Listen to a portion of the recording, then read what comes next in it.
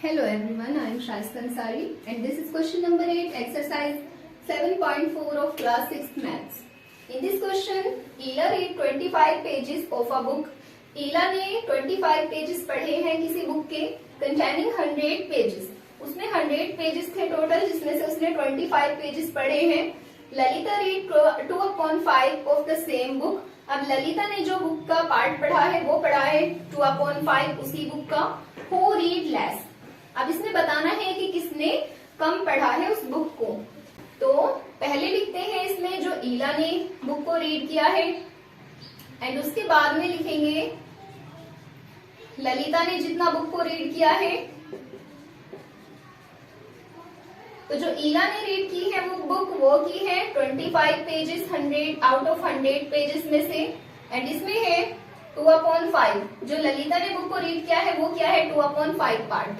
अब इन दोनों में से हमें देखना है कि किसने बुक को कम रीड किया है. तो 25/100 एंड 2/5 को हम यहाँ लिखकर देखेंगे कि दोनों में से कौन सी फ्रैक्शन स्मॉल है एंड कौन सी फ्रैक्शन ग्रेटर है. तो इस चीज को देखने के लिए पहले यहाँ 25/100 को हम सिंपलेस्ट फॉर्म में कन्वर्ट कर लेते हैं.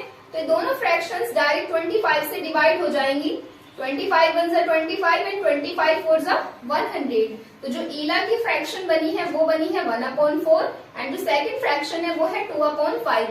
अब हम इसमें डायरेक्ट कंपैरिजन नहीं कर सकते कि कौन सी फ्रैक्शन छोटी है एंड कौन सी फ्रैक्शन बड़ी है, because both of these denominators are different here. So now to same the denominators we need to take the LCM of 4 and 5. So if we find the LCM of 4 and 5, so we will find here 20. LCM जो होता है 4 and 5 का वो होता है 20. अगर LCM 20 है, it's meaning दोनों ही फ्रैक्शंस के जो डिनोमिनेटर्स बनेंगे वो न्यू डिनोमिनेटर्स 20 बनेंगे दोनों ही फ्रैक्शंस के. तो पहले लिखते हैं 1/4 एंड देन लिखते हैं 2/5 एंड इनके जो न्यू डिनोमिनेटर्स बने हैं वो 20 एंड 20 ही दोनों डिनोमिनेटर्स बने हैं. अब यहाँ देखेंगे कि 4 से जो 20 डिवाइड करेंगे तो वो कितने टाइम्स में डिवाइड होगा. तो वो होगा 5 टाइम्स में. एंड जितने टाइम्स में वो डिवाइड हो रहा है उससे उसको डिनोमिनेटर को मल्टीप्लाई करेंगे एंड सेम नंबर से ही न्यूमेरेटर को भी मल्टीप्लाई कर देंगे. तो यहाँ जो न्यूमेरेटर होगा वो होगा 5 1 5. एंड यहाँ से देखेंगे ये जो 20 आया है 5 से वो कितने टाइम्स में डिवाइड हुआ है. तो वो हुआ है 4 टाइम्स में डिवाइड. तो अब इसको मल्टीप्लाई करेंगे, सेम न्यूमेरेटर को भी इसी सेम नंबर से मल्टीप्लाई कर देंगे. So it will be 2 4 8.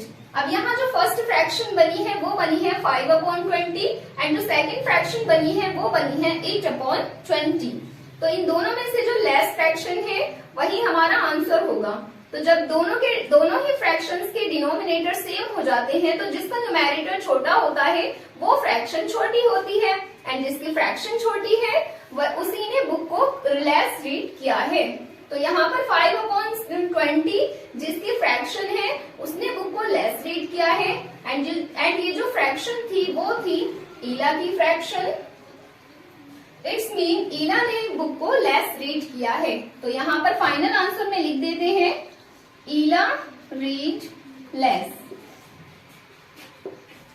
So this was the answer of this question. Now let's come to the next question.